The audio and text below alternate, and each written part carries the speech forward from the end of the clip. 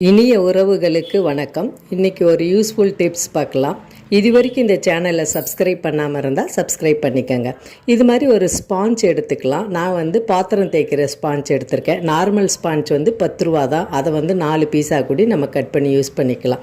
இந்த மாதிரி கத்தி வச்சுட்டு இதை கட் பண்ணி எடுத்துக்கிறோம். ரொம்ப ஃபுல்லாக தனி பீஸாகாமல் பாதி அளவு கட் பண்ணிக்கணும். இந்த மாதிரி கேப் வர மாதிரி நான் துணிக்கு போடுற அந்த கம்ஃபர்ட் ஊற்றிக்கிறேன் வாசனைக்கு. நீங்கள் உங்களுக்கு பிடிச்ச எந்த ஒரு பர்ஃப்யூம் வேணாலும் யூஸ் பண்ணிக்கலாம். இந்த மாதிரி ஊற்றிட்டா அந்த ஸ்பாஞ்ச் நல்லா அப்சர்வ் பண்ணி வச்சிரும். இதோடைய ஸ்மெல் ரொம்ப நாளைக்கு இருக்கும். இந்த வாசனையால் கொசு பூச்சிகள் தொல்லைகள் இருக்காது. இதை பாத்திரம் தேய்க்கிற இடத்துல ரூமில், கபோர்டில், கிச்சனில், அதே மாதிரி நம்ம பாத்ரூம் ஷெல்ஃபில் இந்த மாதிரி பயன்படுத்திக்கலாம். நல்ல நறுமணமாக இருக்கும்.